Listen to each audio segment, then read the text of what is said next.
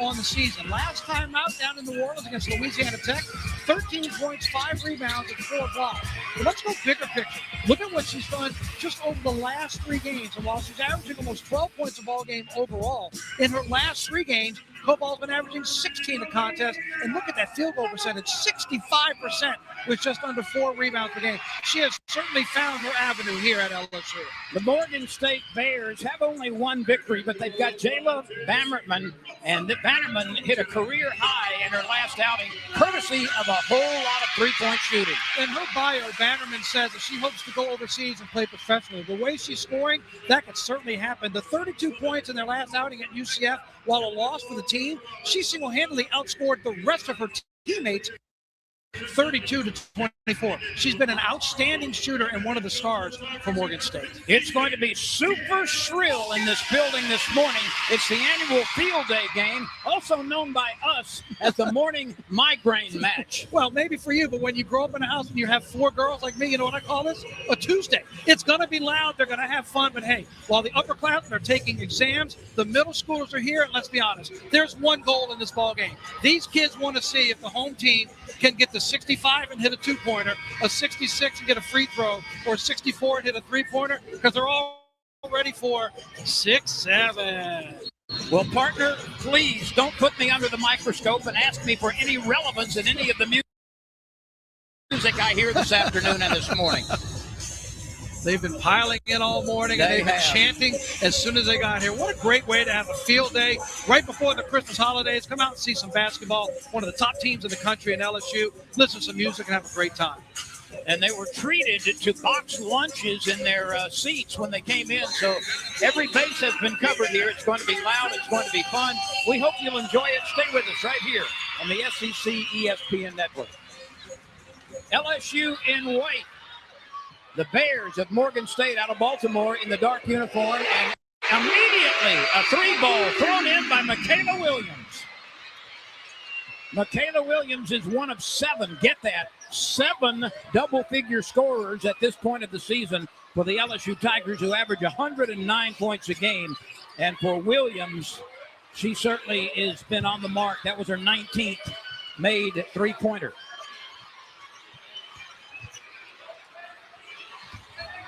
Baseline jump shot, skids around and rolls through. Caitlin Nash, the senior from Muskegon, Michigan, able to make it a 3-2 game. LSU goes inside, the ball batted around, a foul called as we take a look at Johnson & Johnson, Williams, Richard, and Joyner. This is the 5th time this lineup has taken the court at the start of the game this season. Haven't had as many lineup changes as I thought maybe you would have, because Kim Mulkey and her staff saying with all the new faces, they wanted to really use this time before they get to SEC play to bounce around different lineups. There's a look at the LSU head coach.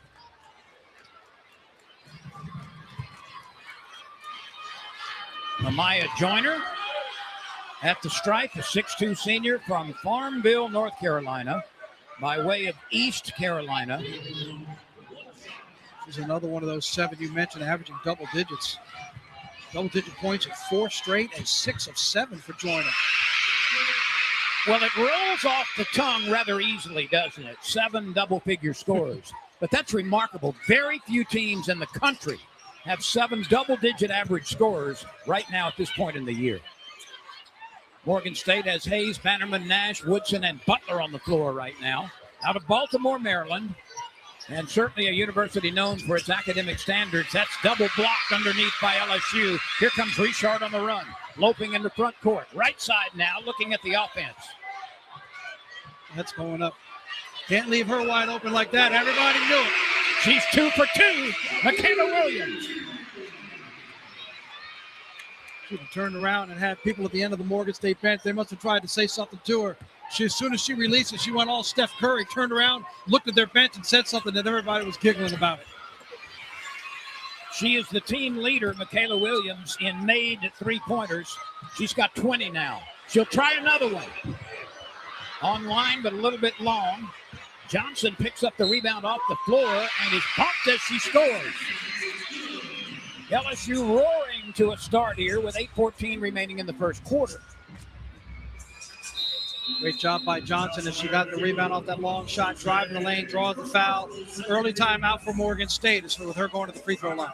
So when we come back, LSU will enjoy a 7-point lead, a chance to get some more. 8:14 remains in the first quarter. America is under cyber attack, and our critical industries are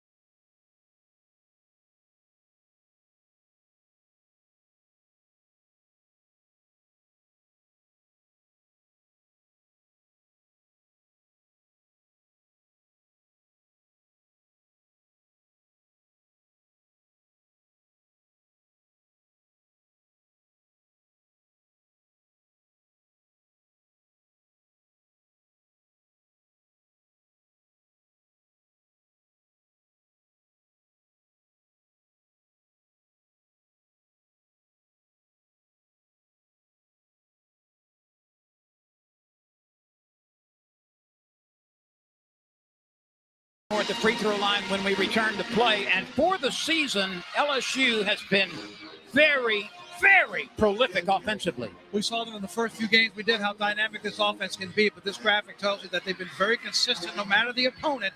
The way this LSU offense has been running for Kim Mulkey at almost 110 points a game. Look at the 51 points are getting off of the bench as well. And for a team and for Kim Mulkey, for an offense that is not always centered around three-pointing, that's very impressive to see that they are number one with a 43% three-point accuracy with the way they've been shooting from behind the line. So they've been using a three-pointer, which has not always been the number one thing in the arsenal. But when you've got Michaela Williams and LaFlage Johnsons and Fulwiley now on this team who steps in off the bench shooting three-pointers, they've been very good. And in recent seasons, LSU has been dominant on the offensive glass. It's doing that again this year, averaging better than 20 offensive rebounds a game.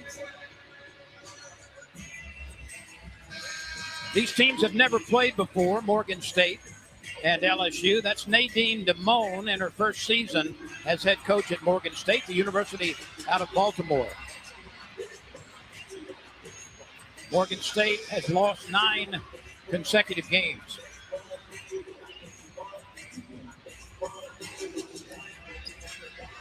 They enter this morning's game short on the roster. They had a couple that had to be scratched, if you will, from the lineups. Or any 8 healthy players, so not a very deep bench or roster coming up against a team that's going to be looking to finish.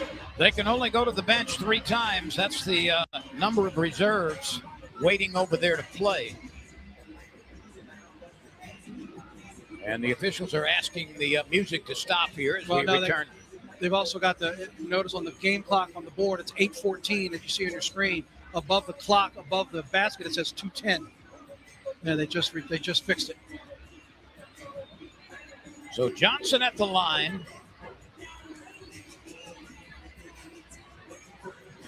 This is Zakiya Johnson, of course. 72.4% at the stripe this year. Another one of those very good free throw shooters. LSU is averaging 73.5% completion of free throws as a team.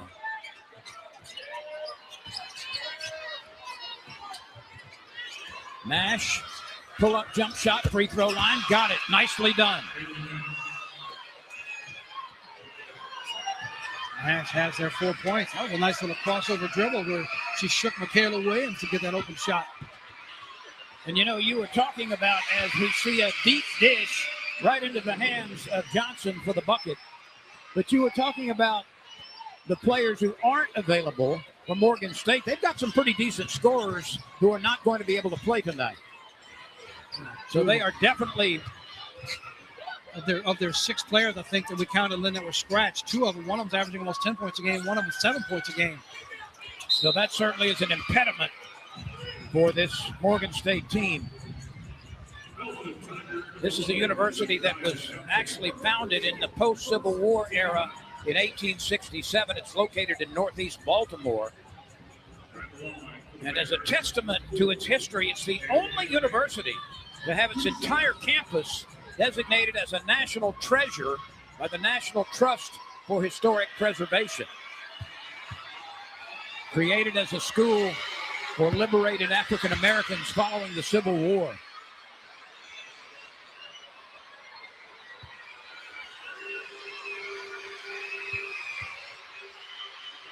Bannerman had 18 points from beyond the arc in her last outing. LSU by 7 with a little more than 7 minutes remaining in the opening period. Williams at the point. LSU has a lot of interchangeable players.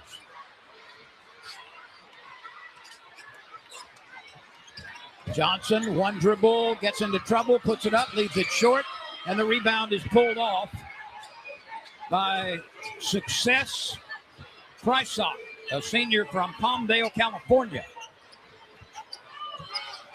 She had success on that rebound. Woodson gives it up to Bannerman. Bannerman can't do anything with it. Shot clock down to 5. And a tripping foul is called, an inadvertent trip. Nash went down, got her legs crossed up with a defender. That Flau'jae Johnson. See how she's disappointed. Shot clock was running down deep. It just got tripped up. Called her for the tripping foul.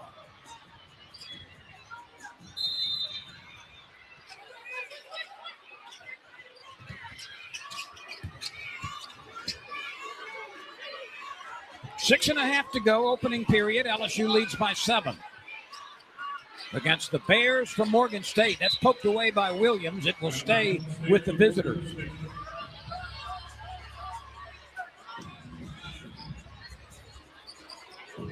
Eight seconds remain on the shot clock.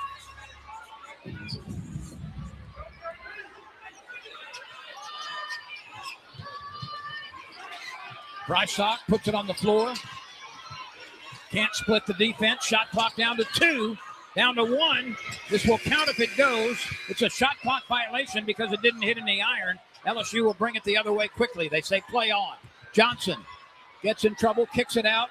Good ball movement on the outside. Back down to Joyner inside. 1 dribble, 2 dribbles. Loops it up, and it rolls away. The rebound taken by Woodson. That kind of ball movement shows you about that balance LSU's offense has. Good look on the inside. Just couldn't get the roll. The Tigers go to the floor to break up that play, and Johnson was able to tie it up. The possession will stay with the Bears. There aren't many reticent members of the LSU roster when it comes to diving for loose balls on the floor. This is a team that will have its tennis shoes squeaking the entire 40 minutes defensively.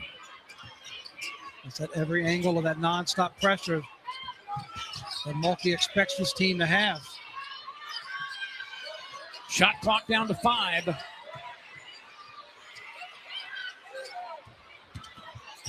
Bannerman gets it away. And for the second straight time, LSU forces a last-second shot. A hanging jumper will not go for Richard. LSU has hit a bit of a cold spell, still leading by 7.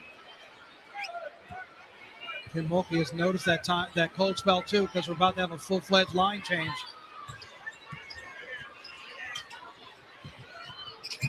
LSU knocks it away defensively again. The run is on for the ball. This is Flau'jae Johnson. Lays it up, right hand, and scores. She looked away and then brought it back and scored with a right-handed scoop. Well, that was the attack of Johnson & Johnson, the law firm, going down there, and Zakayla just got out of the way, knowing that Flau'jae would make one move and be able to lay it in on the inside. 14-5 LSU, as expected.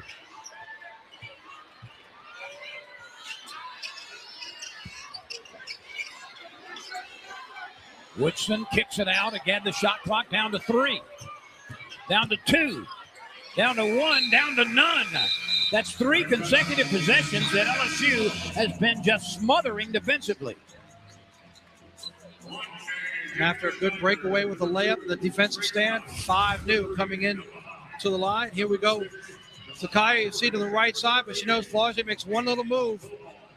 Defender wants to bite on the fake, and she just lays it with the inside hand. Now the 5 starters at the bench, and 5 new ones on the floor. Knox, Hines, Koval, Fulwiley, and Burridge for LSU. Koval right off the bat, after we talked about her at the top of the program, fills in the lane and puts it up and in. She's the tallest player on the court at 6'5", the sophomore from Ukraine.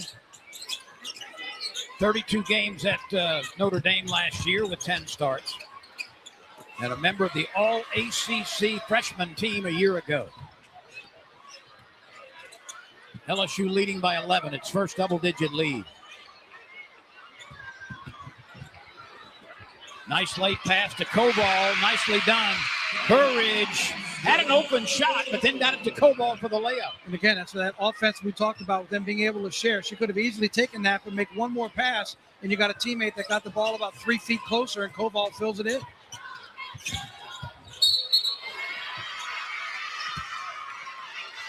That's going to be an offensive foul. LSU gets it back with a 13-point lead. Watch Bella Hines step over from the right side of your screen, come in, hold her position on the block. And Butler went up but then came back down and went right into her. Great job by Hines to hold her position to draw the contact.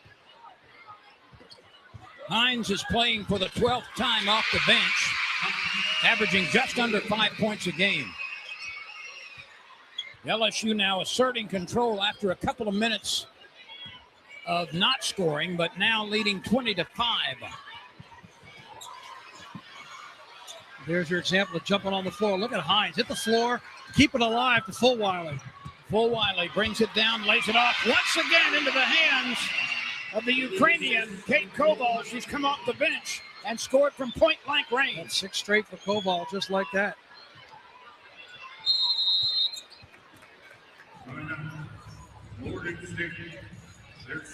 Norfolk State takes a timeout. Morgan State takes a timeout with 2:38 to go.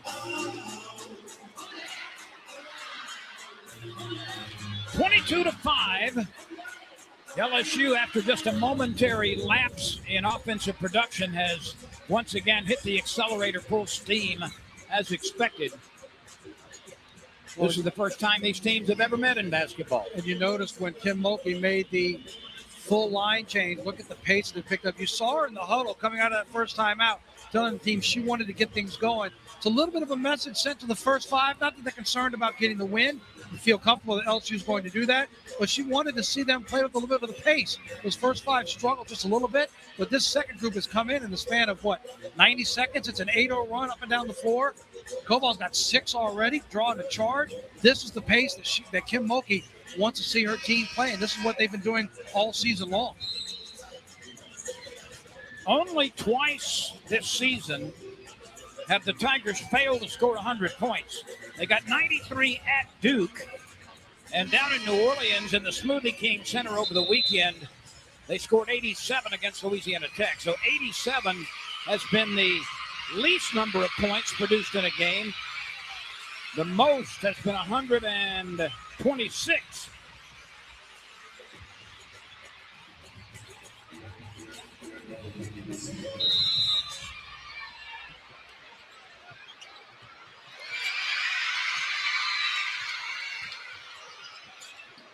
Morgan State in the dark uniforms. A distant shot. That's a deep deuce. And popped in by Bannerman. Senior from Baltimore. Sorry, Len, that snapped a 10-0 run for LSU with that made bucket over the last 2 minutes. And that high pass is just off the fingertips of Knox. It went from one sideline to the other, and Knox went as high as she could, but couldn't field it. 9 early baskets for LSU, 6 assists on those 9 makes. That's stolen by Fulwiley. She's so good at that and just casually lays it in. That is steal number 42 on the season for Fulwiler. That's amazing. Coming off the bench, as she did in her previous basketball life at South Carolina. 6th Woman of the Year coming off the bench last year in the SEC was Fulwiler.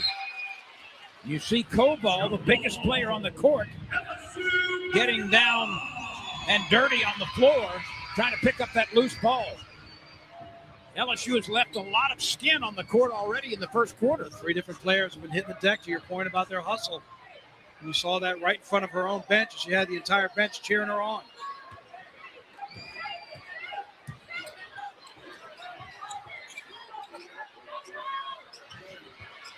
LSU has already gotten everybody involved in the possession. Fulwiler takes a very deep 3.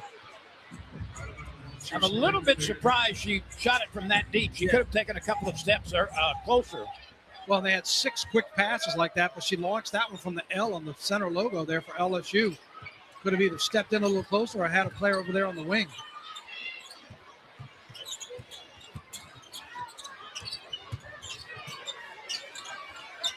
That 3 ball bounces off the backboard in the rim. Fulwiler to Hines. Hines gets to the baseline, stops, fades, fires, in and out. Put back, good. Very, very nice hustle by Knox.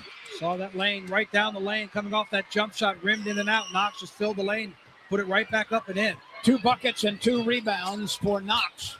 As you see LSU in the paint doing what it usually does. 18 of the 26 points in the paint for LSU as Koval gets called for the foul.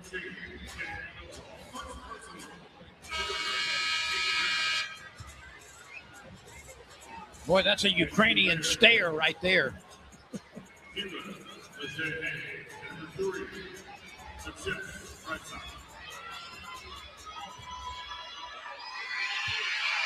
Free throws coming here.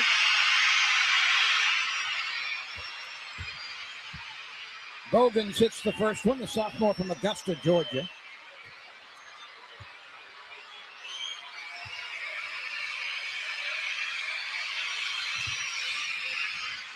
Morgan State actually was purchased by the state of Maryland in 1939. It's designated a doctoral research university by the Carnegie Classification of Higher Education in 2007. Koval working and draws the foul.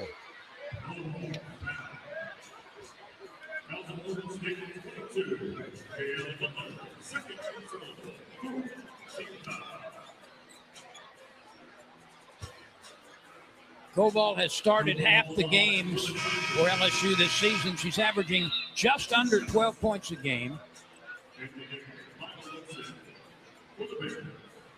73.8% at the stripe this year. Well, that's something when you think about this team, and I know we're going to talk about it later with the SEC looming, getting in their lineups. I don't know how many Kim Mulkey will decide to play on a consistent basis in conference. But if you take today's starting 5, and then you want to bring in 5 strong, or even coming off the bench, you got a Koval and a Fulwiler with that scoring ability. That's quite the 1-2 punch. You can throw Knox in there. This LSU team is very, very deep and very interchangeable in terms of positions. There's a flat-footed rebound by Knox underneath the rim. She saw it coming and got there. They will play for the last shot. 6 seconds to go in the quarter. Fulwiler at the top. Takes it down, loops it up and scores. A teardrop short jumper just ahead of the horn. And the first quarter is over. LSU has scored 30 in the first period. 30-9, our first quarter score. We'll come back in a moment on the SEC ESPN network.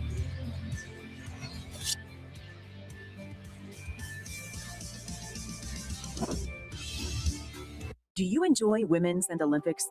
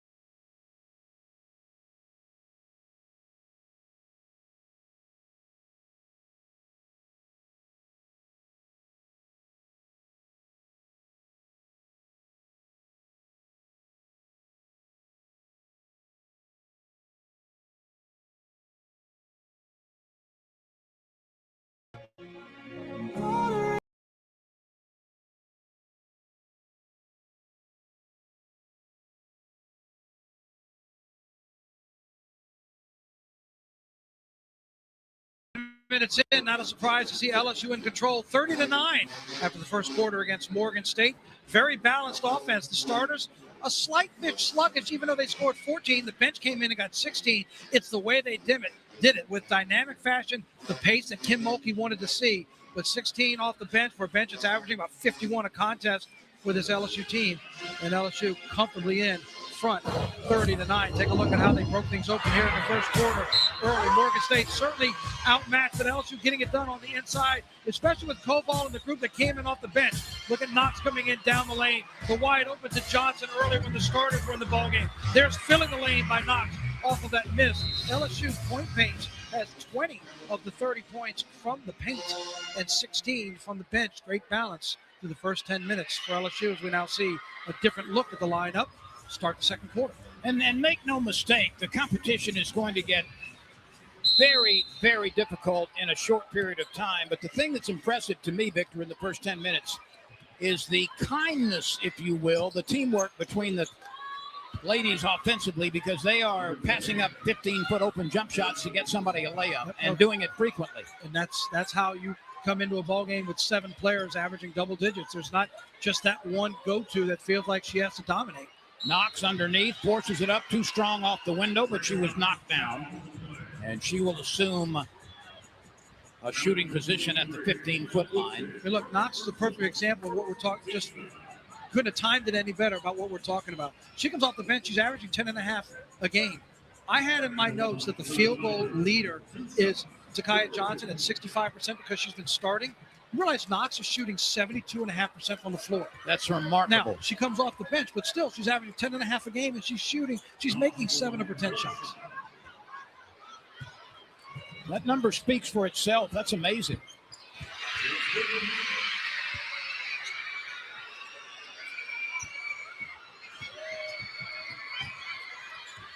LSU by 20 early in the second quarter.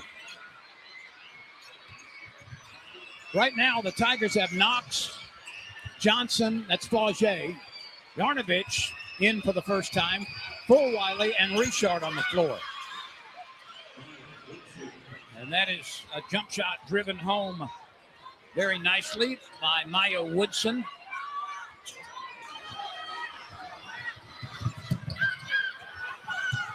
And a very nice play underneath. A couple of Tigers were defending. Yeah, Fulwiley just threw that one away. She thought she saw a teammate top of the key, threw it, and there was only a blue jersey there. They didn't want to foul on the way down. And Hayes converted the shot amidst double team pressure. She knocks it away again. Richard picks it up. Richard will take the three behind the screen and drills it.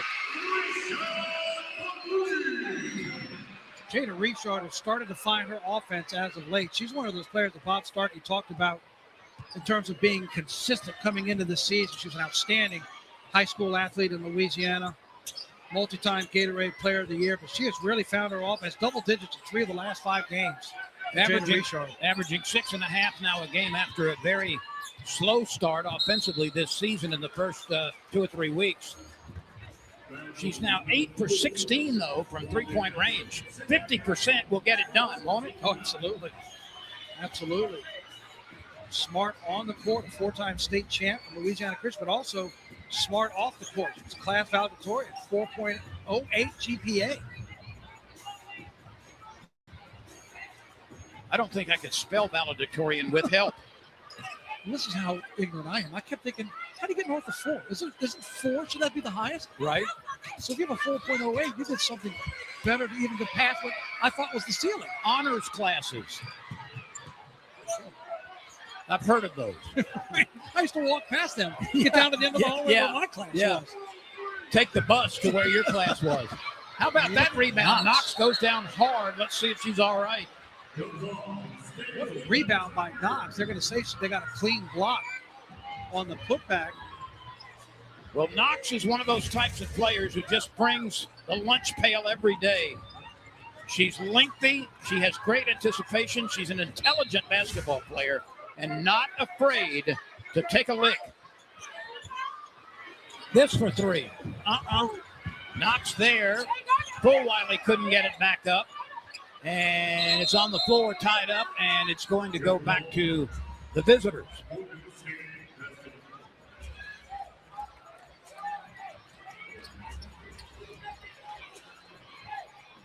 7 minutes and 38 seconds to go. First half.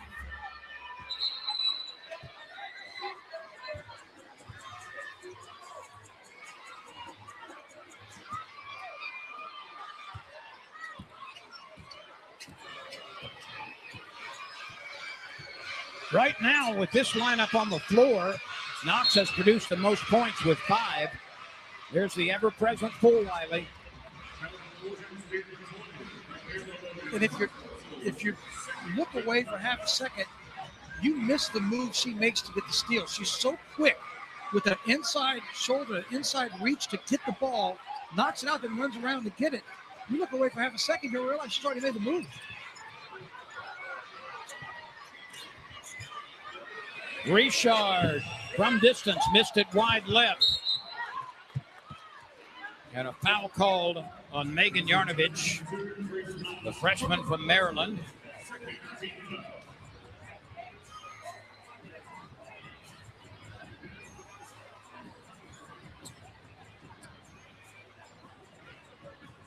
(33-15), LSU leading comfortably. We are in the second quarter. Richard forces Hayes into reversing defensively or offensively. Fulwiley tries to get through the pick. This shot for 3, no. Yarnovich there for the rebound. Fulwiley on the run. Fulwiley hooks it back. Flau'jae Johnson controls it, uses the pick. She'll take the 3. Bingo!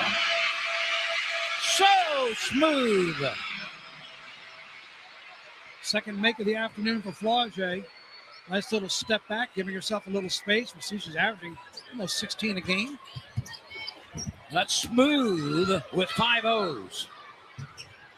How about that little juke move right there? Looked like she was going to pass it, then tries to make the late feed and loses it out of bounds. And lost it.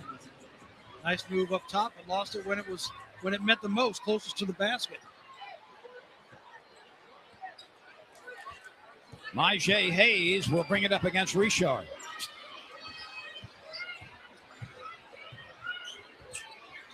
LSU by 21, 6 minutes to go, second quarter.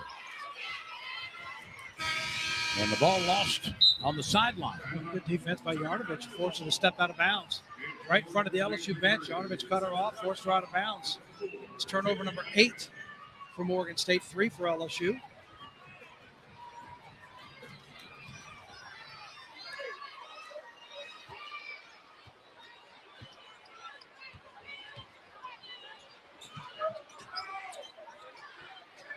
Fulwiley sees Yarnovich underneath. Knox follows and is fouled. A 3-point play opportunity the old-fashioned way for Knox. And it sounded very easy when you said she saw Yarnovich underneath, but I don't know if you know how tough that pass was. Across the middle, great feed where Yarnovich was posting up for Fulwiley to even get it to her while she came up short. Knox, once again, right there in the middle for the putback. This time she gets to go in with a chance for a third.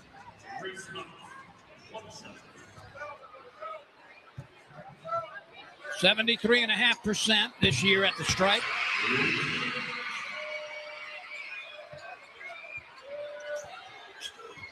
LSU's 7 in double-figure scoring ranged from a low of 10.5 a game to 15.8.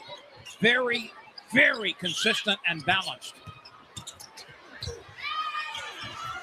Knox came over to disrupt that dribble, and we've got a throwdown. Everybody gets up okay.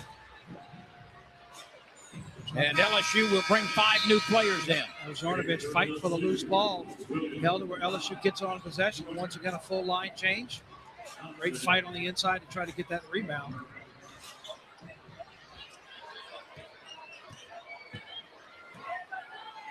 So the Tigers have Joyner and Hines, Burridge, Zakiya Johnson, and Williams on the floor right now. This for 3, left side. Got it! There's that extra pass we were talking about. Michaela Williams would shoot that top of the key 3 all day long. When she takes one dribble, draws the defense in, and kicks it out to Hines, who's also wide open and hits the three. And Hines came into this game shooting 50% from outside the stripe. She's now 10 for 19.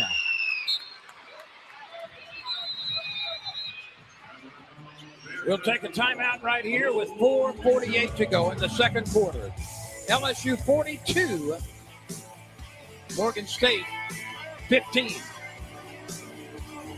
Do you enjoy women's and Olympic sports? The SCORE Act will support them. Here are the facts. The 4 major conferences spent more than $2.3 billion on sports other than football and basketball in 2024 and produced 381 U.S. Olympians who won 2.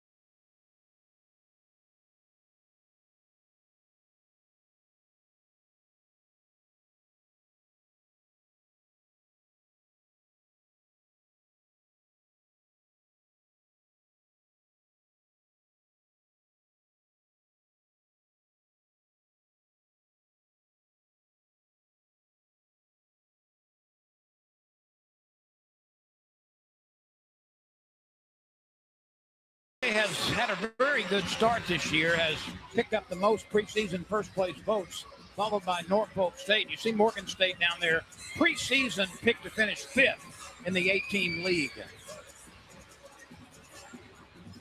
Bannerman, who's been the recent scoring star. There you see the preseason All-MEAC first team. She spent time at Maryland Eastern Shore and made the jump to another school in conference, but she's the representative for Morgan State there, picked first team. This team has lost 9 in a row and is right now sitting on 1 win.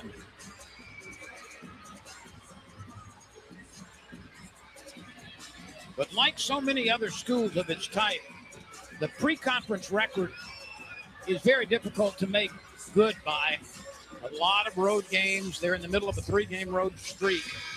And they play a lot away from Baltimore against some major college teams to get ready for conference action and, quite frankly, to build the budget. Played at Virginia earlier this season out of the ACC. They were at George Washington. Also, this is their second trip into the SEC. They played at Kentucky, lost a big one there. Big one in terms of scoring margin, 62 at Kentucky. And then here at LSU, a couple more road trips waiting for them. Just got off of one at UCF. They'll have a couple more waiting before they get home and start conference play. You mentioned Kentucky. That will be the first SEC opponent for the Tigers in this building, and that's a January 1 game. Shot clock violation. LSU has just clamped down defensively on this Morgan State team. I was told not to stay out too late New Year's Eve. I hear we're going to be here for that one. That'll be nice. Yes, New Year's night. Look forward to welcoming in calendar year 26 at the Maravich Assembly Center to open up SEC play.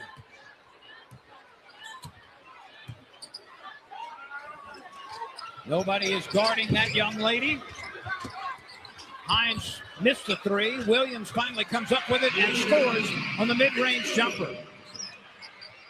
Kayla finishing off what she started. Great cross-court pass to Bella Hines, who couldn't get that corner 3 to go. Give Johnson credit, Zakaya Johnson credit, fight for the rebound and fell right into Williams' hands for the jumper. Joyner is called for the foul.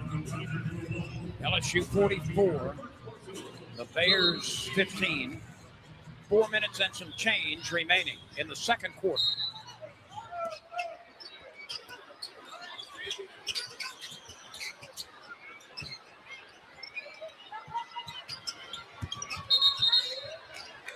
And an offensive foul is called. They're going to get. You get jailed. Butler. Yep. Butler was trying to set that high screen, but didn't stay stable, didn't stay vertical, stuck that leg out trying to get the screen. Called it for the offensive foul. By the way, Victor, you've been talking about the great depth and the big spread of offensive players for LSU already in this game. 9 of the 11 LSU players who have seen duty have scored. So 9 of the 11 in the first half. There's an extra pass and a foul called, and Johnson will go to the free throw line. And let me guess, not one of them in double digits, right? Correct. Here, since we're talking offense, ask you a question. LSU, do they have a top 15 scorer in the SEC, yes or no? What do you think? Top 15? Top 15 scoring. You already told us Flau'jae Johnson was a leading scorer. You said 15.8. Do you think she's top 15? That's a good question, but based on the tenor of the conversation so far today, I'm going to say no. That is correct. Flau'jae Johnson, 16th in the conference. Full Wiley, 17th in the conference. Yet we're talking about a team that's number 1 in scoring in the country. Right. Not just in the conference. Talk about that balance. Well, if all those 7 who are averaging in double figures, just the minimum, just 10, that would be 70 points right there. Right there. Yeah.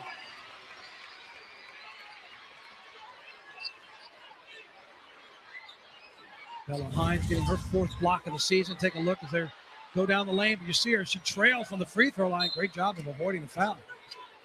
Her timing and awareness on that particular play was outstanding. Joyner rejects it. Williams passes up a shot, going to find a teammate open in the corner. There's the extra pass down low. Look out. Joyner was bumped around, finally fell on her backside, but she's all right. Great look by Hines. It was once again, second or third time already we've seen Michaela Williams go top right wing all the way down to the corner, opposite side. Look at that bullet pass. I even caught Joyner a little off guard. She was expecting the shot. Great pass by Hines. Butler committed her 3rd foul. 2 shots coming for Joyner. Talking about Joyner being one of the 7 averaging double digits. She also leads the team in rebounding, just over 7 a contest. Grace Knox is over 5 a contest in terms of rebounding. And Koval is just about a 10th or 2 statistically right behind Joyner for rebounds per game. Joyner by far has taken the most free throws for LSU this season. LSU coming the other way. Burridge right there. Divine Burridge out of Davenport, Iowa. High school Gatorade Player of the Year. Williams, Johnson, Burridge, Hines, and Joyner on the floor right now for the Tigers.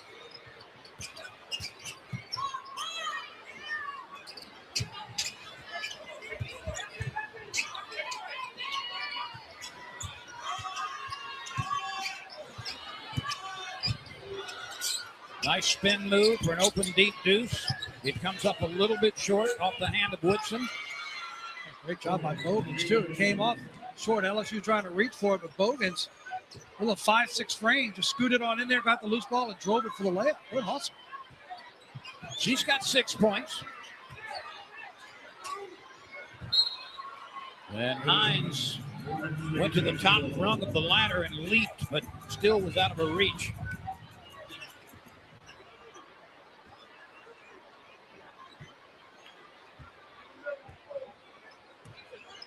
LSU leading 48-17.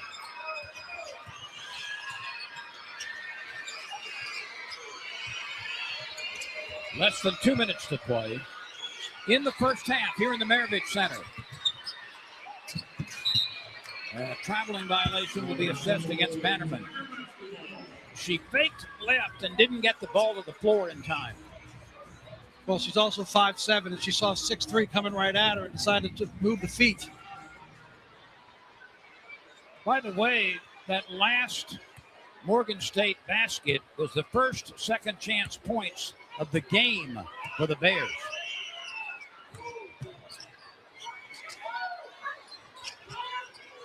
Williams throws it right off the hands of Johnson underneath. That would have been an easy layup. I think Johnson was getting rebound position and didn't quite expect that pass to get through right on her hands. And that pass had a little extra zip to it. 5th turnover for LSU.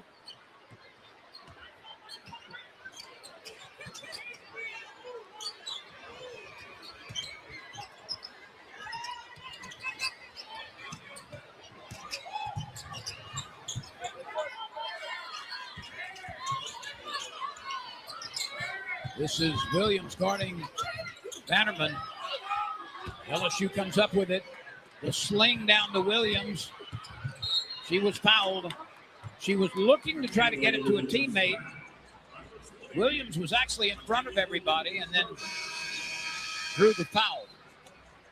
Got that on Bogans. I agree with you. I think she was looking. She knew she had a trailer. She had the opportunity to look it off and then take the shot. Bogans went right at her. You see Cobalt was filling the lane. Michaela Williams is an exceptionally good free throw shooter, 85%. Let's go back a couple of years. You may remember as a freshman, she hit 30 consecutive free throws early in the year. The foul on Bogans was her 3rd. And remember, this is a team that only has 8 players active for today. Bogans has 3 fouls and Butler has 4 already.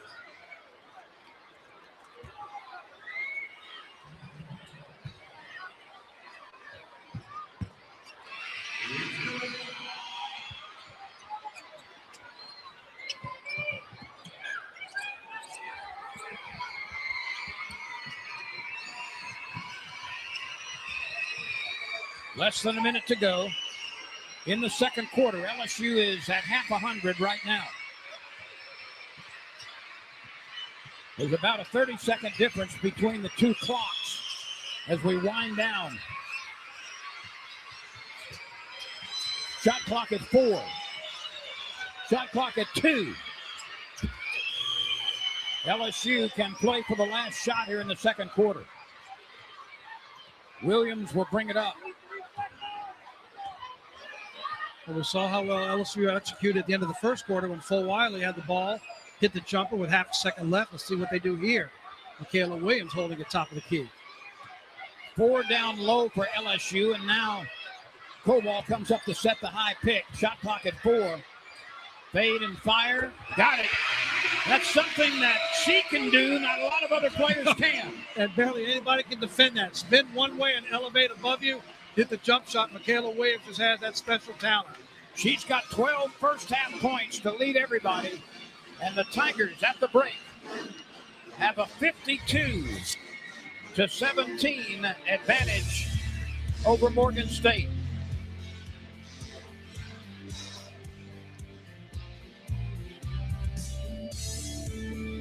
I was born with wings, but psoriasis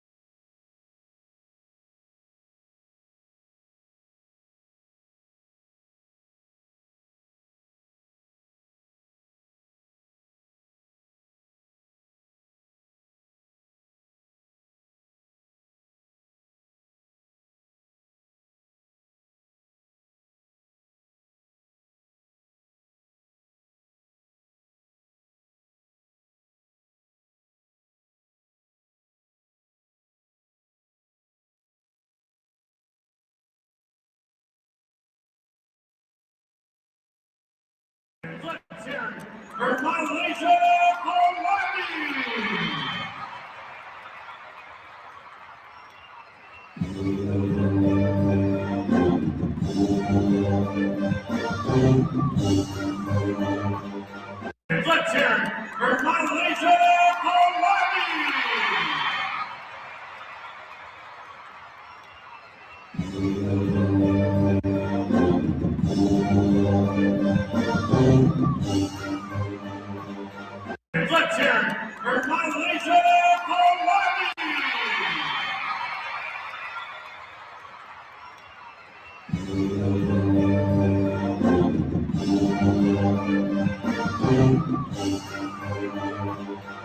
Let's hear it for Malaysia Hawaii. Let's hear it for Malaysia Hawaii.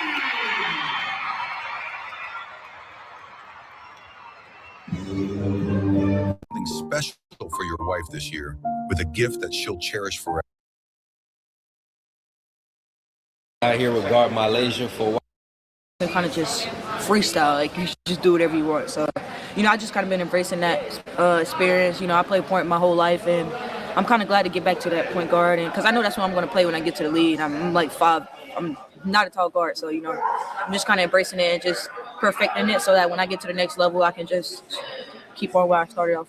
Do you feel like you'll be kind of like unleashed this year because you'll be starting, you'll be, the team is going to be counting on you a lot. Do you feel like this is the year where you're really going to just be able to break out? Oh, yeah, I think so. I feel like it's just a style of play here, Our practice players, they do a good job of getting us ready. I'm a gamer, so when the lights are on and it's time to play, I'm going to do everything.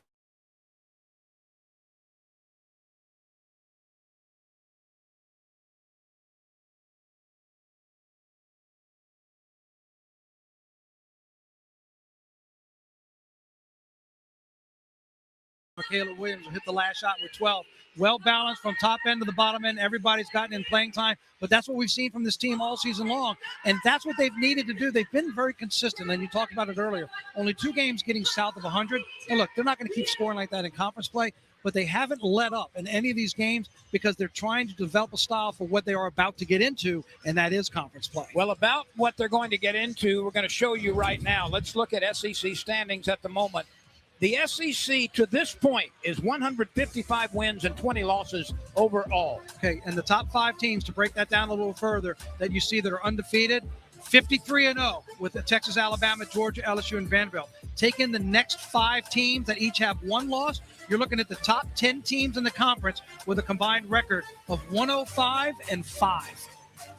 So that speaks for itself. And again, the schedule for all of those teams is going to be considerably ramped up in just a couple of weeks. Absolutely. With SEC play starting in very early January. This is the way people thought it might unfold over the course of the SEC season. South Carolina, Texas, LSU, no surprises, I don't think, in that order. You could mix them up and pull them out at random times, but certainly no surprises at the top. And what do you think about the rest? Well, if you want to find a team, for what it's worth, this early in the season that might stand out, you might be looking at Alabama, because Alabama preseason poll is 9, and right now Alabama's 11-0, squeezed in between Texas and LSU in the overall standings. Again, non-conference play, we know things can change, but that's one team that has certainly played maybe a little higher than what people were expecting, since Alabama was picked to lead the second half, if you will, of the standings.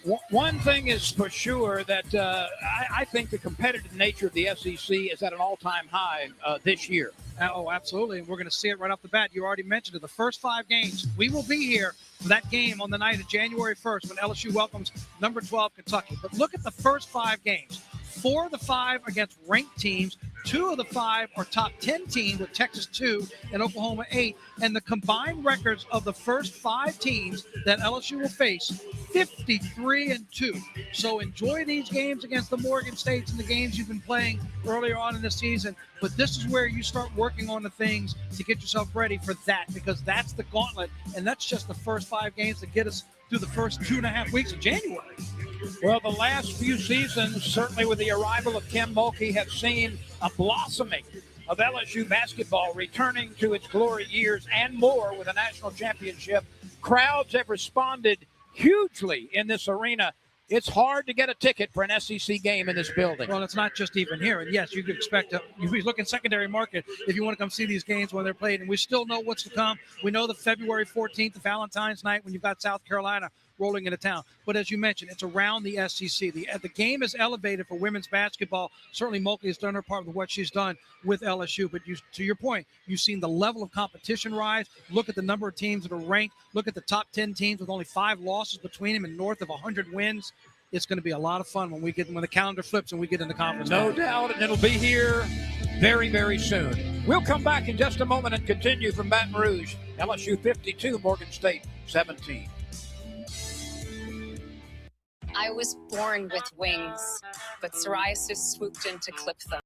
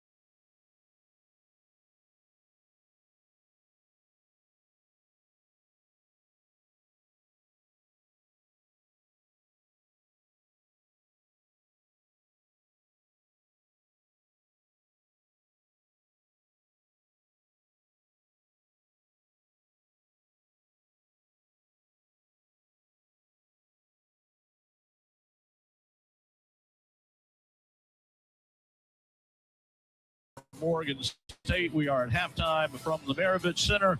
LSU got off to a quick 30-9 first quarter lead, 22-8 second quarter for a 52-17 first half. It is high noon. Let's pause 10 seconds for station identification here on the LSU Sports Radio Network. Your home for LSU women's basketball. This is the LSU Sports Radio Network. It's streaming live on the LSU Sports mobile app. Scoring in the first half, a lot for LSU, not much for Morgan State. Michaela Williams, 12 points for the Tigers, 8 for Grace Knox, 8 for Kate Koval, 4 for Fulwiley, 2 for Burridge, 3 for Hines, a couple for Richard, 2 for Joyner, 5 for Flaugier Johnson, and 6 for Zakiah Johnson. LSU gave up 17, 6 for Bogans off their bench, 3 for Bannerman, who had 32 in their last game. So LSU a good job holding her to 1 of 6 from the floor. 4 for Nash, 2 for Woodson, 2 for Hayes. Morgan State was 7 of 23 from the floor, 30%. LSU 19 of 32 for 59%. LSU 4 of 9 on threes. Morgan State 0 for 4. The Tigers 10 of 14 on free throws, 3 of 4 for Morgan State. LSU 22-8 edge on the boards. Knox led the way with 5. And just 8 boards again for Morgan State. LSU 8 assists, 5 turnovers. Morgan State 2 assists, 12 turnovers. LSU outscored them off turnovers 18-2. Bench points, LSU the nation's leader in points off the bench, 25-6. LSU had that edge. 12-2 in second chance points. LSU had 7 offensive rebounds. And good numbers all the way around. Williams hit the 2 threes right from the get-go. Finished 4 for 5, including 2 of 3 on threes for those 12 points. and LSU a 52-17 lead. The Tigers will be back home this Sunday, 1 o'clock. LSU and UT Arlington in our final game before the Christmas break. Men will be here Friday night against Southeastern and then next Monday against Prairie View. So a lot of holiday basketball action here in the Maravich Center. Hope you can come out and see us. Take a break, come back, give you the second half. 52-17 the Tigers on the LSU Sports Radio Network. Here's a club you want to get into, Club Citgo. It's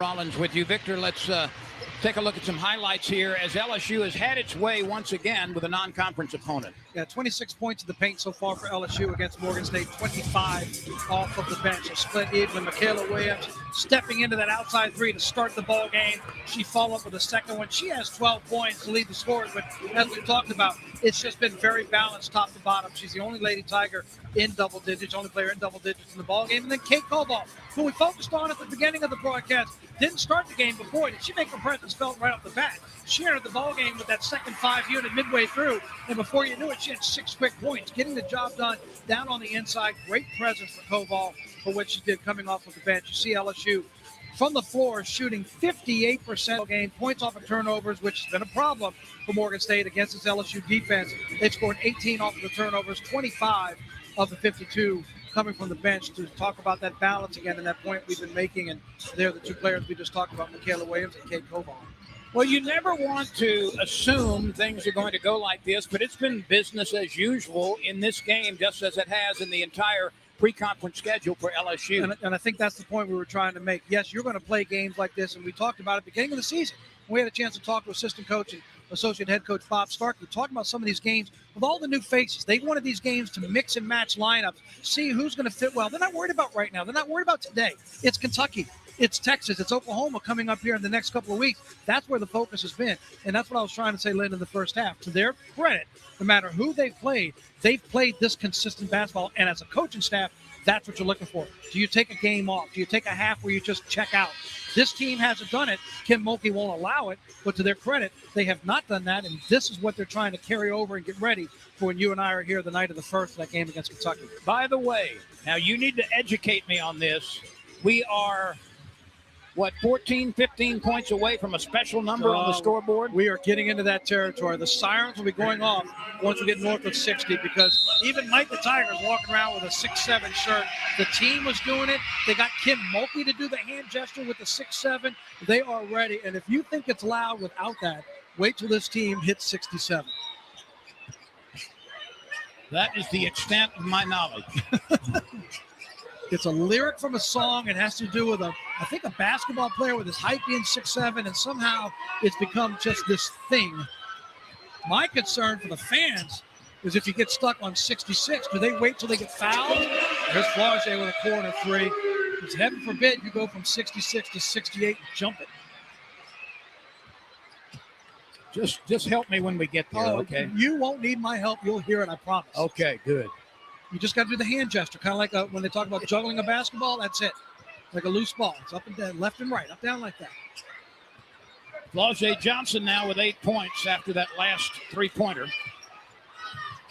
LSU 55, Morgan State 17, and once again a shot clock violation. LSU. I think that's the fifth one. Yep, they have, and even when the shot clock violation has not occurred, it's been a last-second desperation shot. That's several times LSU's defense has just smothered Morgan State. Joyner, Johnson, Williams, Koval, and Fulwiley on the floor for the Tigers at the start of the second quarter. Nice the block second there half. I saw. Johnson had that one slapped away out of her hands. Yeah, that doesn't happen much. Not does at all. She was lining up with a three, and Breslak just stuck her hand in there and blocked that three-point shot.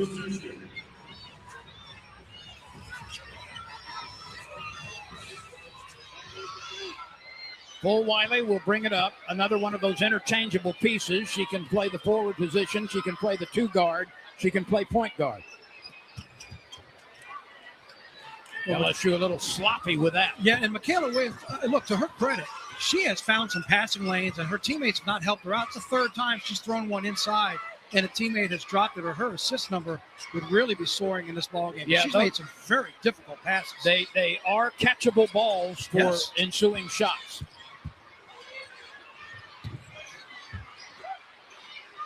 Rebound pulled off by LSU's Amaya Joyner, the AAC Freshman of the Year back at East Carolina. Top two rebounder on the team are battling for that one. She and Koval both have 5 now.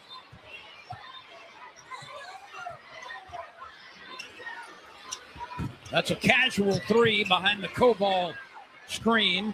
Williams left it a little bit short. Koval gets in the way. They plow into her, and I think that's going to be a blocking foul.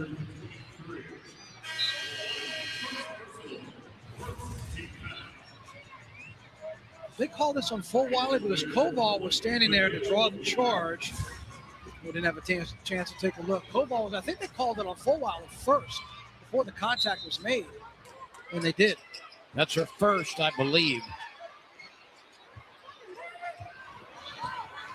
Block shot by Koval there. Fulwiley on the run to Williams. Back inside the Fulwiley, and it's stripped out of her hands. The last 3 times down the court, LSU has been a little bit off kilter. A little bit of Kimbo. Joyner behind the double screen. That's an easy putback. That's pretty good when you've got 6'2" standing behind Koval at 6'5", setting a screen just because she's standing there. Just toss it right over her head.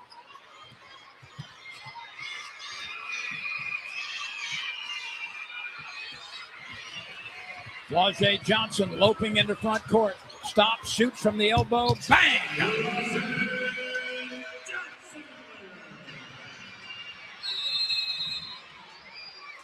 59-17. 7:01 to go. Third quarter. We will step aside for just a moment. LSU with a big lead.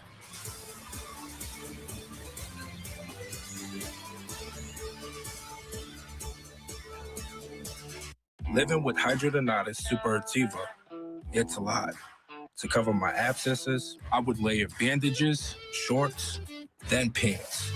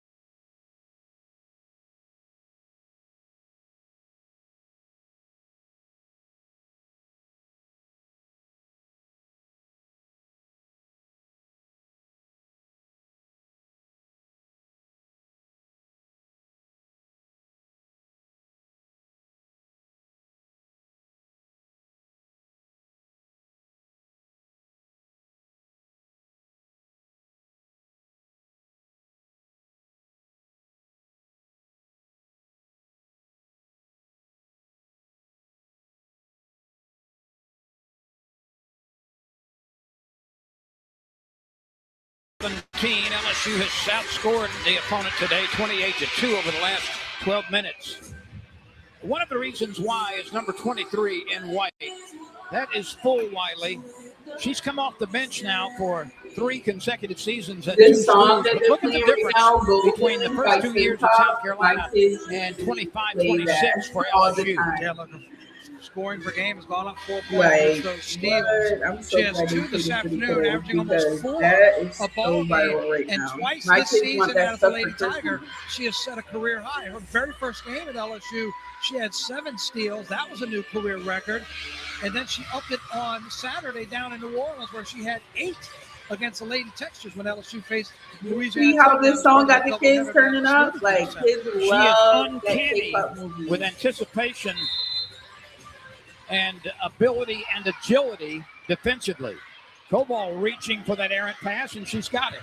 Johnson kicks it outside. 3 ball up, 3 ball short.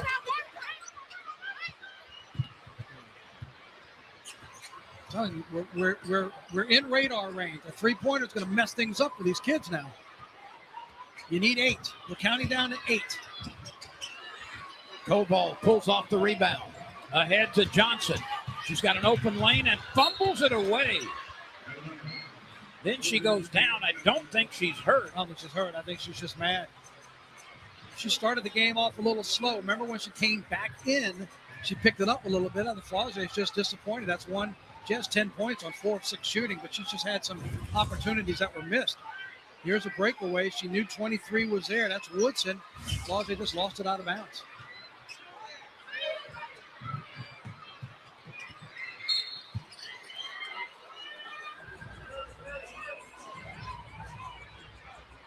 .625 remains in the third quarter.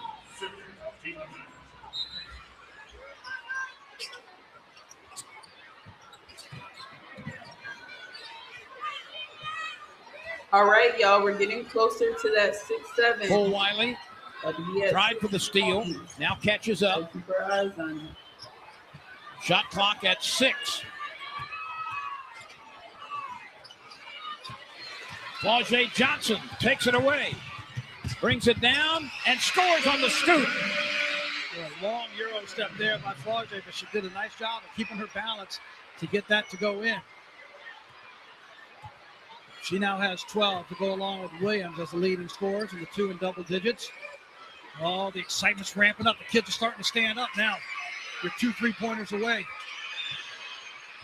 So is the focal point 66 or 67? Oh, no, 67. If you go 66 to 68, there's going to be some booing. Well, here you go now. Cole Wiley up to 63. Now, look. We have to find a way to get to the line or something. I should have done a better job of watching the game the other day. There was a game the other afternoon. I remember their uniform was green. I should have done a better job. It was Baylor. I kept being told it was Baylor. There was a girl going to the line, and coach looked at her and said, don't miss it, because she knew this player couldn't hit 67. She put the pressure on her. She said, don't miss these free throws. Here you go. 1, 2. No threes, y'all. No threes. Here we go for the kiddos. They're holding up 2 fingers. Yes, no threes. I have no idea what the heck you're talking about, but I'm having fun. I don't care. 2 points. Just listen as the layup goes. You won't even need to call the action. So nobody's going to hit the 3, right? Nobody's going to take the 3. Not for LSU unless they want to get benched. That was Bannerman who rattles it in. All right. LSU. Look, they're saying no. Look at the bottom of your screen. No 3-pointers. No 3-pointers. I feel like I should put a camera on you to see your reaction when this happens. Oh, it's going to be a blank face. I'm going to be astonished. Well, we get to stretch the excitement a little bit because we'll take a timeout. 4:25 to go. Will we get to 67? What a huge moment coming. I was born with wings, but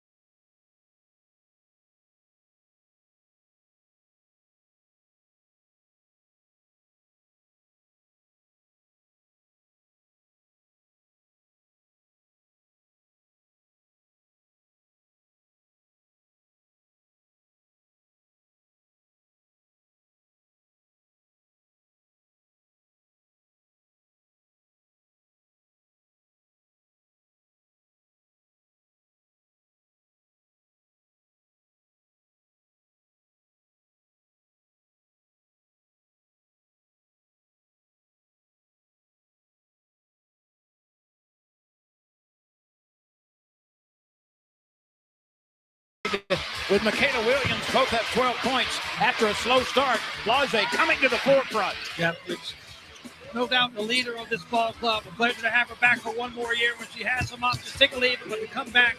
One of the hardest workers in all of the game of college basketball, men or women, when you consider everything she does off the court, as well as no matter what she's doing, whether it's records, whether it's her music, whether it's video, whatever she's doing, she always finds that time in her day to work on her game, and you can see the numbers from when she first arrived here to where she is now. As we talk about this season, she doesn't have to be that scoring leader. She's got 7 in double digits, but you see her field goal percentage has gone up every season. Well, and to me, that's one of the remarkable things, because after shooting 40% or so, she's been 50 and better the remaining 3 seasons. All right, 4:25 to go in the quarter. LSU 65, 2 points away from the magical number. Here it is. Yes! Yes! Yes!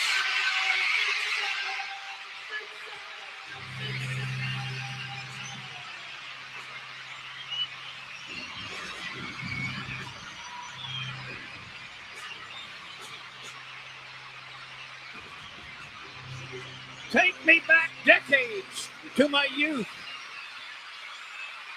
Oh, you get a 3-point play opportunity here, too.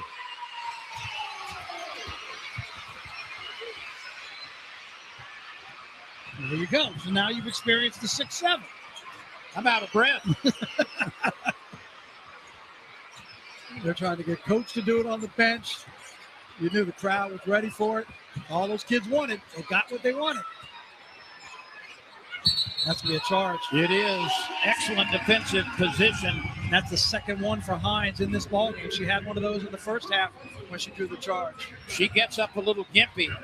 Just took a shot with the elbow there. Oh, not the elbow, the shoulder.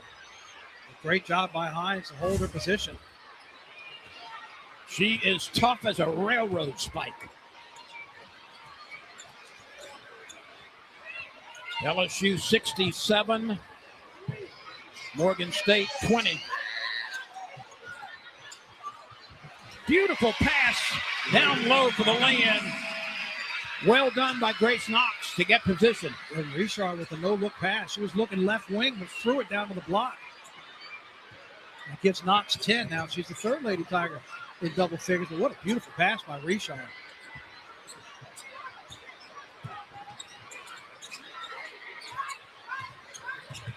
Once again, the shot clock, as it has many times, is about to expire. Down to 4. Oh, a prayer 3 from the corner. How about Tiana James at the buzzer? Shoots 20% from the three-point line and nails that one at the shot clock buzzer. She's a graduate student from Virginia Beach, Virginia. Another try for LSU. Johnson draws the foul.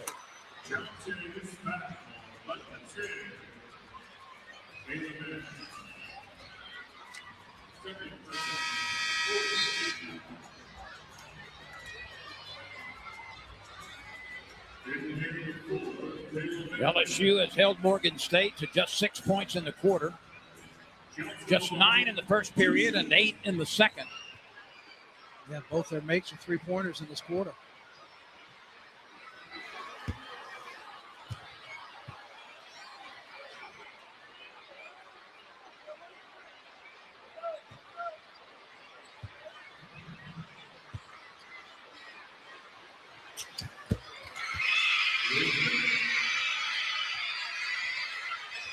You know, Victor, we talked about the shot clock and how it has nearly expired 8 times in this game. LSU's defense has worked the shot clock to less than 5 seconds. Great defensive pressure that we've seen them cause Morgan State all sorts of issues. Even when they've had a looks and shot, LSU's closed it out, not allowed it. Hines tried to force it. It's knocked loose, grabbed momentarily by Johnson, but then she loses it, and here comes Morgan State.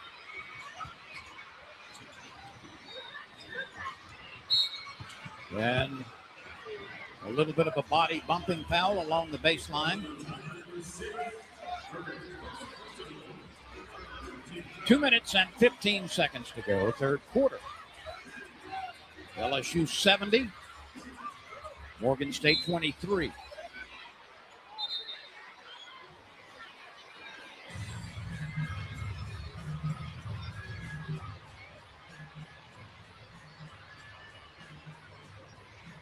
Somebody lost some tape on the court. It's retrieved, and we are about to get going again.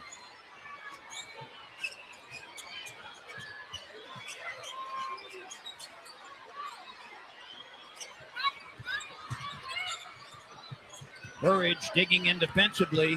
Look out. Great hustle by Jada Richard. And our audio team thanks her for the courtesy of making sure the microphone stayed straight. They know she would be billed if she damaged it.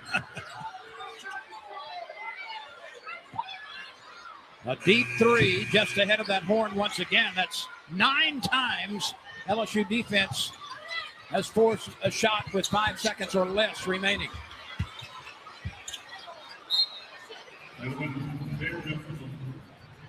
.103 seconds to go, third quarter.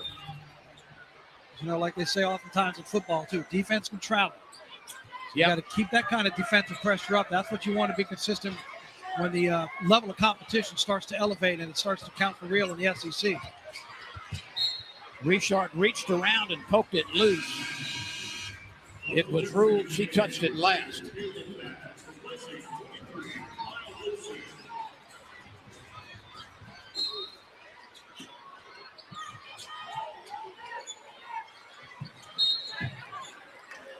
Burridge may have committed a foul. Yes, it was.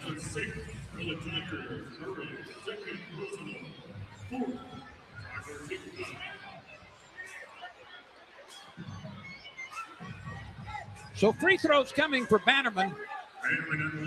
She's been held to 6 points coming off a 30-plus point performance with 6 threes in her last game.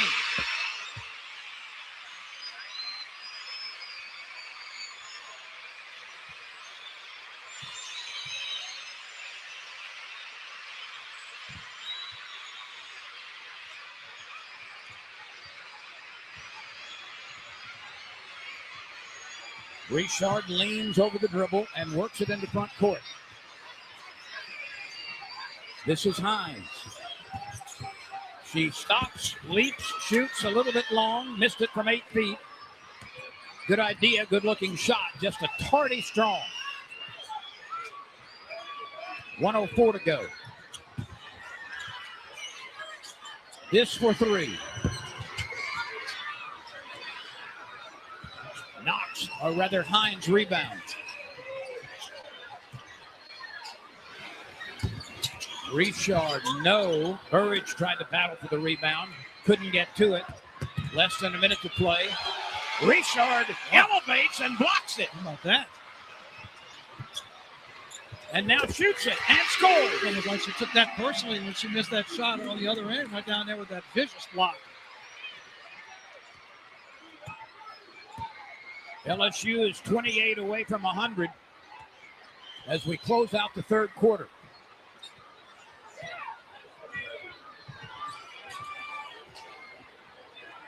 Two seconds difference on the clocks as we wind down in period number 3. Richard tries for the steal. She's got it. She's got time. Hangs in the air. Draws the foul. Richard comes up chirping a little bit. Thought there might have been an unnecessary or too much of an aggressive hit. But she's going to have free throws with less than 2 seconds to go.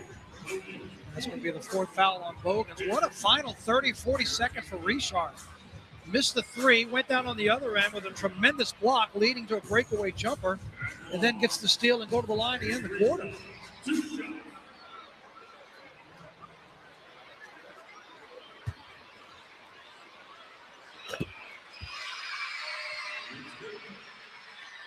Richard coming into the game was 17 for 20 at the free throw line.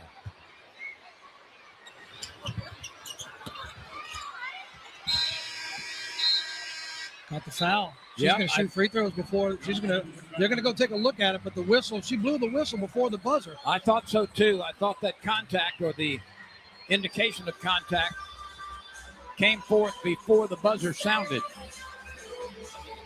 So we'll stay The play's under and review figure to it see out. if there's time on the clock when the foul occurs. If it is, they're going to call the foul. It's on Bannerman, number 4. It's going to be her third.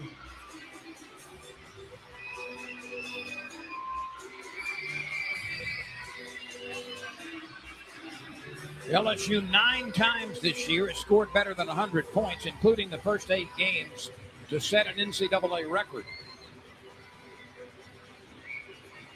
And right now, the Tigers are either 27 away or perhaps 25 if things go well at the free throw line.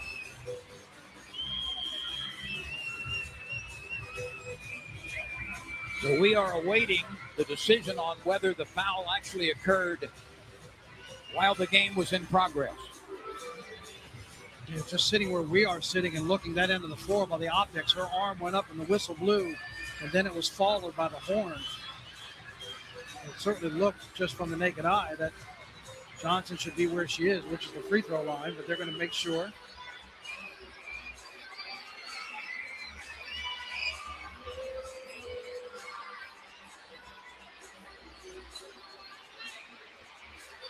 The foul happening between expiration of the game clock will be 6.6 on the game clock. So indeed, the contact was prior to the horn, and 0.6 seconds remain with Johnson at the free throw line. We'll need to bring everybody back on the floor with half a second. She makes them both. Somebody's got to throw it in, and if she misses, we'll touch for play.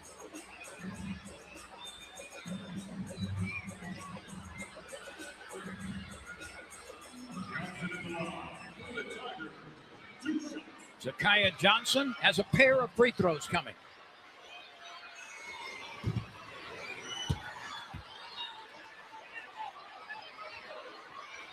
She's been fairly good. You mentioned earlier, 72.5 from the line for her on the season. LSU's a team, 73.5 coming in. There's point number 74, and there is the conclusion of the third quarter. So we step aside for a moment from the Maravich Center on the campus of LSU. The Tigers 74, the Bears 25 as Richard skies high for the block, brings it down court and scores. LSU leading by a whole lot.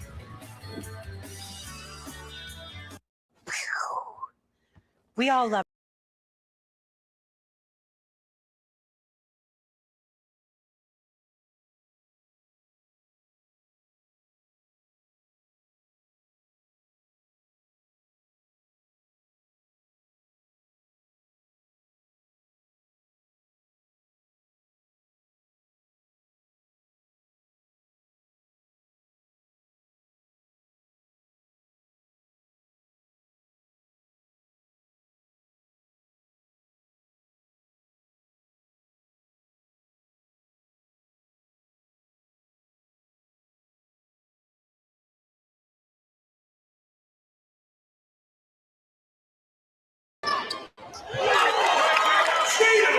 The double life of a student athlete. So I remember there was a Friday where we had a game and I had to take the ACT the next day. So that was a big part where like just time management came in, like just studying for the ACT before the game. Freshman guard Jada Richard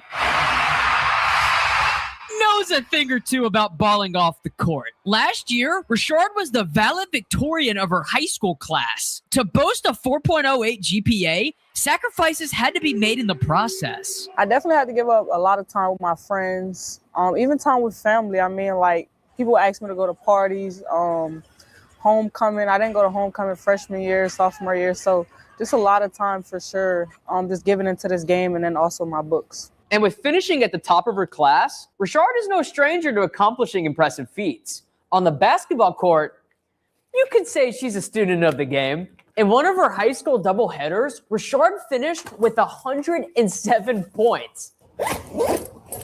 And she's not sorry about it either. It was a crazy chain of events. My teammates all had got like COVID at around like the same time. So everyone wasn't feeling well. And I was the only one that really like could go really. So I'm a winner at heart and I'm a competitor. So I really just had to find a way to win. And whatever it took that day, I guess it took 107 points. In case not able to get into double figures yet in any quarter, 9, 8, and 8 with a total of 25. And Victor, LSU is on a 34-2 run.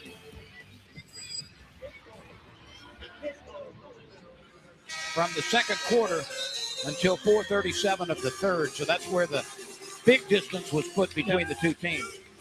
And not a surprise, we knew the distance would be made between these two teams. Remember, the buckets for Morgan State came on 2 3-pointers in the last quarter, plus one other made field goal. And LSU, we talked about their balanced scoring. 3 Lady Tigers are already in double digits, but there are 3 more knocking on the door with 8 points apiece. That's Zakiya Johnson with Kate Koval and Fulwiley, and that would be 6 in double digits for a team that has 7 coming into the ballgame. So staying true to form with the balanced scoring that LSU has, taking care of business this afternoon against Morgan State. Both Johnsons, Flaugier and Zakiya, Michaela Williams, Kate Koval, and Mylasia Fulwiley are on the floor now to start the fourth quarter for LSU. Koval clears the miss. That's her third rebound. Definitely a lineup you can see a lot of. You could actually see this lineup as an outstanding starting lineup, other than the fact that Fulwiley most often comes in off the bench. Fulwiley at the point, gives it to Johnson, now takes the handoff, spins and fires, got it. A twirling jump shot for the bucket. That puts her in double figures.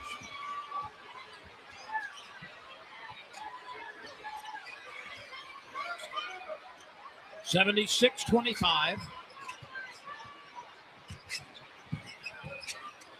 This will be a deuce. It comes up short. Rebound hits the floor. Fulwiley runs it down in the corner and heaves it up to Williams.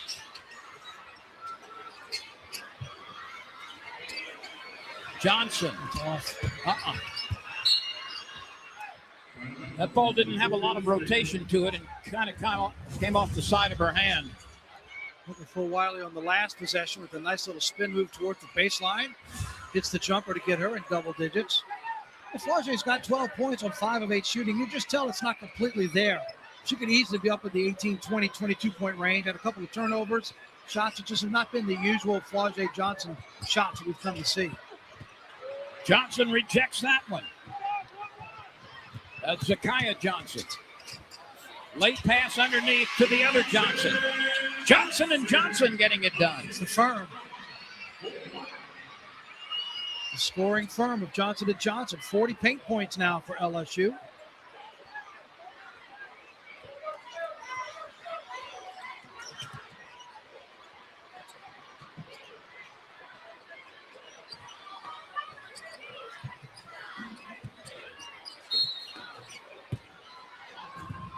LSU seeking its 10th opportunity, its 10th occasion to reach 100 points or better this year. And the Tigers will bring in Grace Knox. She wears number 2 in white. She and Koval will be down on the blocks in the number 1 rebounding position for these free throws.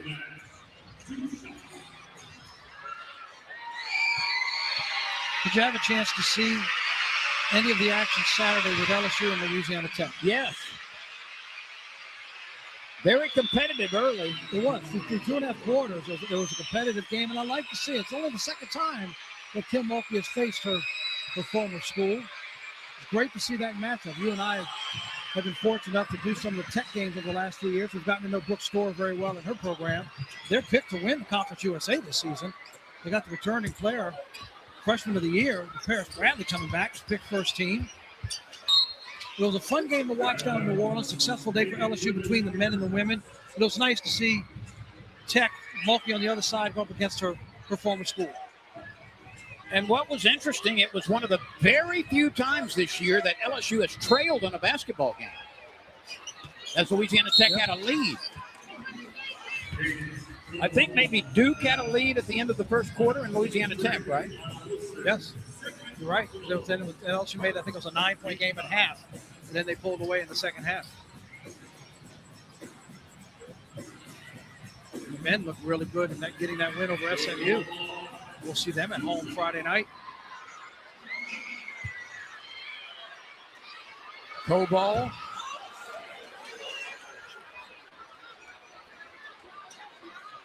Looking for point number 9 here after the miss.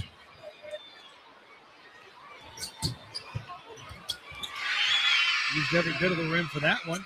Another really good free throw shooter, 74% on the season. With somebody who's got such a presence on the inside, she'll need to keep that up because she plays consistently. When you get to the SEC play, you'll have opportunities to earn it at the stripe. That pass was tried to force inside. Nothing available at all. Michaela Williams, who can play the point position, dribbling to the right side, using the pick from Coball, stops, fires, in and out, and back in. Great screen and roll with Coball setting the offense. Coball steps out to get that screen. She gave her options, had a chance to throw it down inside, but when the defender left her, Michaela Williams has no problem pulling up from the elbow. 14 for Williams. She and Flau'jae Johnson lead the way with that number for LSU.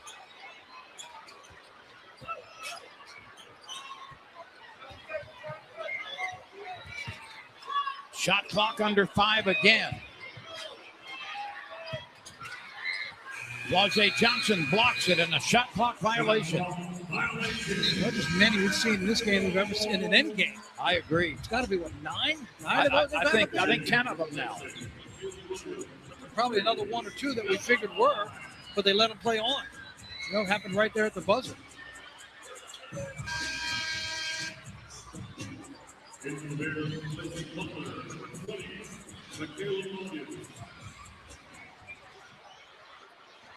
So after some substitutions, LSU counters with Knox, Hines, Flau'jae Johnson, Coball, and Fulwiley. Knox can't get it to go from short range.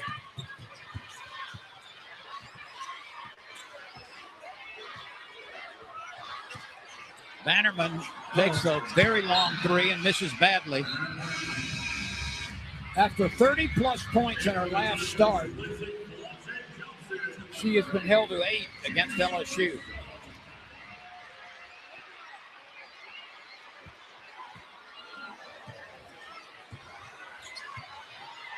LSU is 19 points away from getting to 100 for the 10th time this year. Fulwiley took a poke in the face. And it wasn't until she held her nose or her lip that the official blew the whistle for the foul. She got popped, kind of look at Hayes, who popped her in the face, looked at each other. They both looked at the official. And, all right, I'll call it.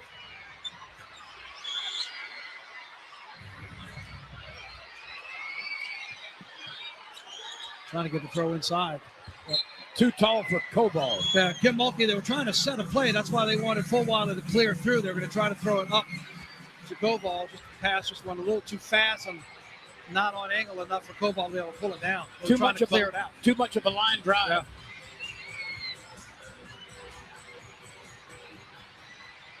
Well, the Wave has made a return. First time I've seen that in a while. Yeah. No, I do understand that one. So the Wave is more your path. That's more my not genre. 6'7". Yeah, Okay. Yes. All right. There's a whistle and a foul called. It's going to go against the Tigers.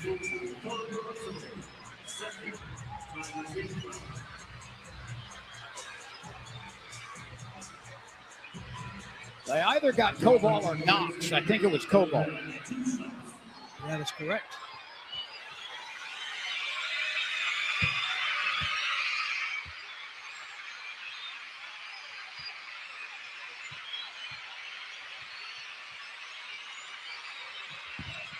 Jalen Nash at the stripe, and here comes Fulwiley.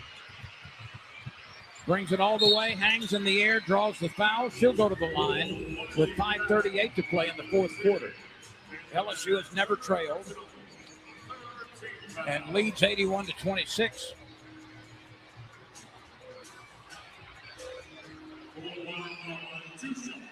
.26 is the fewest points that LSU has allowed this year.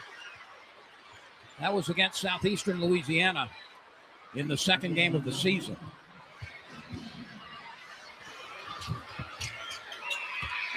Morgan State has to get to 9 more to try to tie their lowest scoring output of the season. That was 35, and they lost to Wake Forest, with a 58-point loss to Wake Forest, and they scored 35 in that ball game. Bull Wiley up to 11 points now.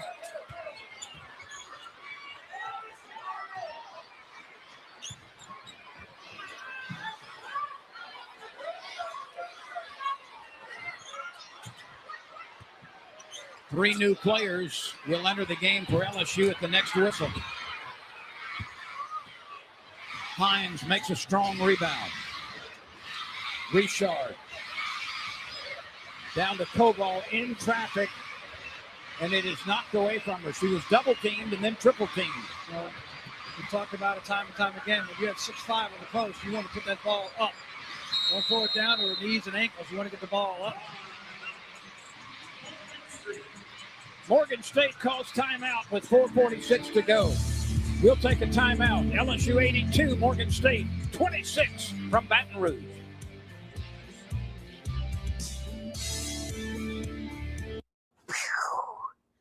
We all love to kick. We can't stop.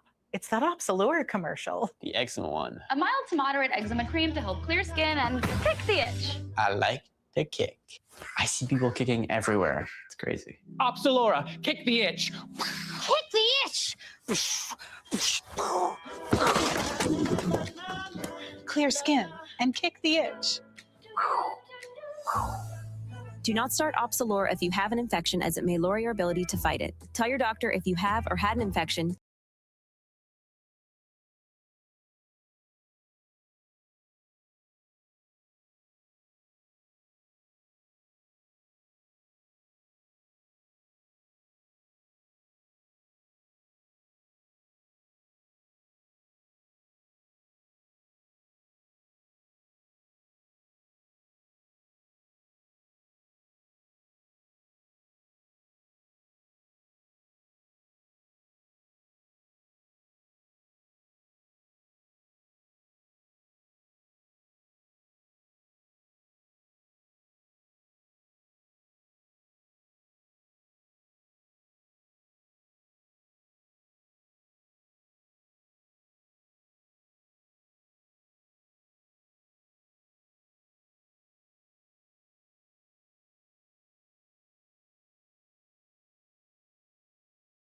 LSU enjoying a huge lead right now. We've referenced the balanced scoring that LSU has exhibited the entire season. 4 in double figures right now, Victor, and just about everybody has contributed from the LSU roster. Yeah, Kate Koval is sitting on 9. She missed one free throw. That could have gotten her to double digits. Zakiya Johnson has 8. So to our point about all that balance, that's 2 more players that are right on the verge. That would give you 6 that would be there in double digits. And the only player who's played has been Megan Yarnovich, who had scored. She played 4 minutes early, has 2 rebounds, and no points. So 10 of the 11 LSU Tigers who have played today are in the score column. Let's look at LSU's upcoming schedule. UT Arlington on Sunday, Alabama State on the 28th, and then get ready for the SEC schedule starting January 1st against 12th-ranked Kentucky. We'll take a day or two to enjoy the Christmas holiday, then back at it with the final tune-up game with Alabama State out of the SWAC. And then there we go with that gauntlet, and we're looking forward to being here to tip it off with you on the night of January 1st.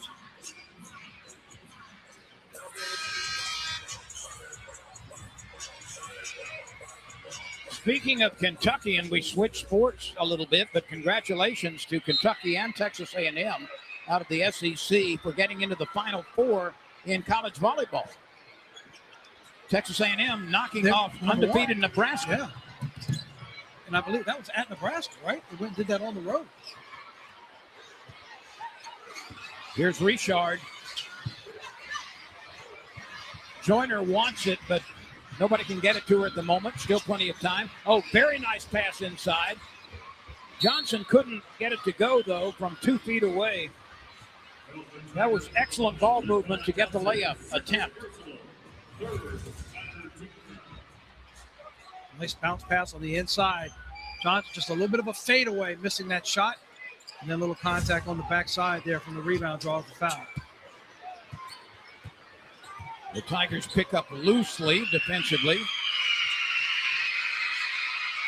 Hines fights through the screen. We approach the 4-minute mark. And the shrill screeching continues. 2 seconds to go. 3 ball comes up short. Johnson on the move. Lays it off for the score by Joyner.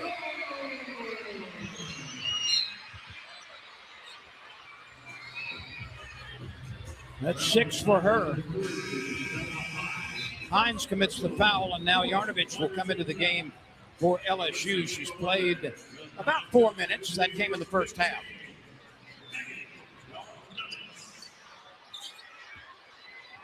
See that the fun thing about these middle school field trip games? They've been screaming for 45 seconds. We have no idea what they were cheering about. Exactly. It's a standard play down there, running the floor. They were already screaming.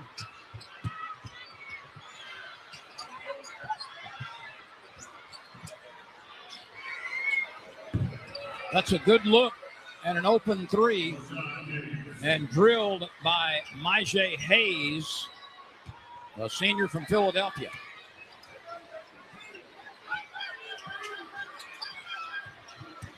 Hines gives to Joyner. Down to Yarnovich, spinning, using the left hand. Good. Everybody now in the lineup has scored for LSU, all 11 players. Nice little flip pass there to Yarnovich to be able to make one move, because certainly Joyner had the opportunity. Look at the defensive effort in backcourt by Hines. You know, I want to go back to Yarnovich just for a moment. Now, she's got a ways to go before she challenges anybody for a tremendous amount of playing time on this roster, but I really believe that because of her resolve and her strength and some of the things she can do with her size and her determination and basketball IQ, I think it may take another year, but I think number 15 has a future here at LSU as a big contributor. Can work her way into role. And Kim Mulkey talked about her early this season, talking about players wanting to play with her. We mentioned her basketball IQ.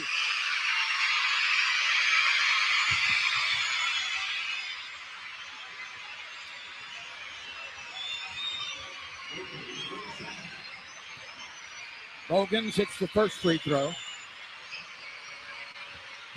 And the second one.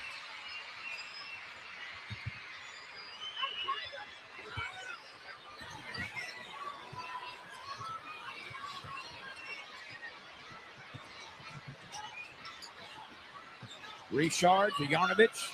Her lob pass is not strong enough. Didn't get it high enough, didn't get it long enough.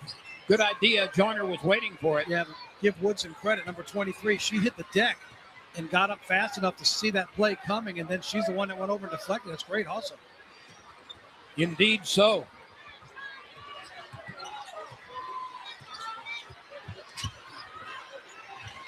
Joyner defending, Joyner rebounding. Richard on the move. And a pumping foul at midcourt. Richard will... That's the fourth foul, so Richard does not get a chance to go to the strike.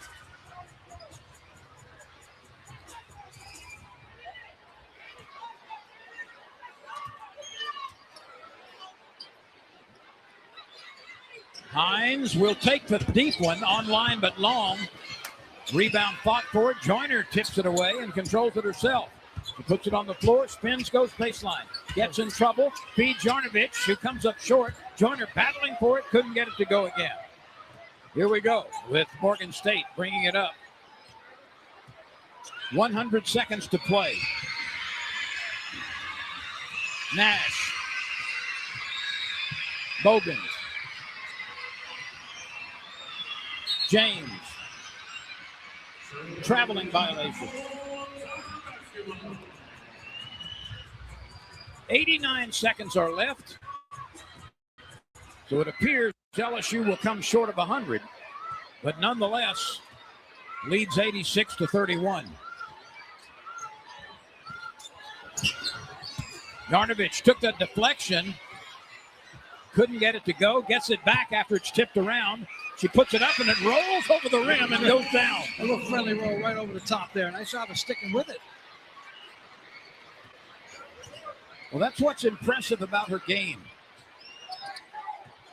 The effort, the fearlessness.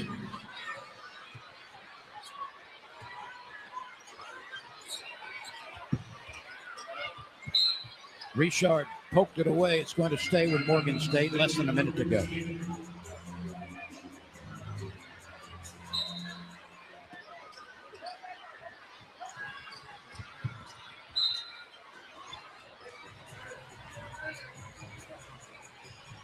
You know, Victor, just to illustrate again how much dominance the Tigers have had in their pre-conference schedule, they have outscored their opponents, and this is not counting, 1,202 to 618. I've never seen a spread like that. Double them up, absolutely. And they've done, and they'll add to that number because they've more than doubled up their opponent this afternoon.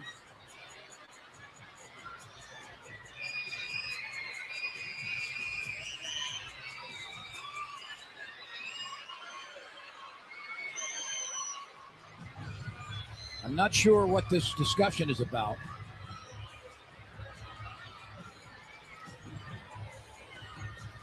I don't know if it had to do with the kick ball. For a second there, the shot clock went to 19. There's a kick ball on the inbounds. They set it back to 20, but here's what I know. 88 to 31. I'm just going to put it out there, that half second. Might not make a difference. Might not. I think we can all forgive it and, rock and roll. You know, while we've got a moment, I'm just going back in time. The joy, the thrill I had when it was 67 or 76 or whatever that number was. 67. Look, everybody's aware. For a moment, I felt like a third grader again. Morgan State gets the experience. Okay, LSU gets the win. Everybody got out of here uninjured. The kids who came, the only thing they're not getting is 100 points total, but they got to see the 6-7. LSU's team with them. That's a great day. Woodson drives from a deep three ball. I'd like to talk to Mrs. Wood, Mr. Cooper, my former teachers, and find out why when I was in Dallas, I could have done a basketball field trip. Woodson, by the way, was credited with a two-pointer, not a three. Richard gets the jumper, is knocked down, and will try to complete the three-point play. And your point, which was made earlier about Richard recovering from a very slow start this year offensively, those days are in the past. And look, she can fill it up. If you saw any of her in her high school playing days, which I was able to do, actually was on the call when they won their last state championship in her senior year before she came to LSU. This young lady can fill it up now. Now she's in double digits with that free throw with 10. How many is that today for LSU as a team in double figures? That's 5. They averaged 7, and that's 5. And of the other ones, Johnson had 8 and Cobalt had 9. So both of them were a bucket or a free throw away.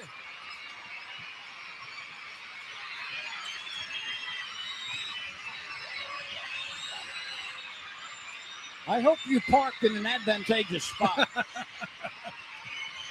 Follow the train of school buses. That's a charge again. That's Knox drawing the charge there. Or no, I'm sorry. That's Hines. That's the third one she's taken today.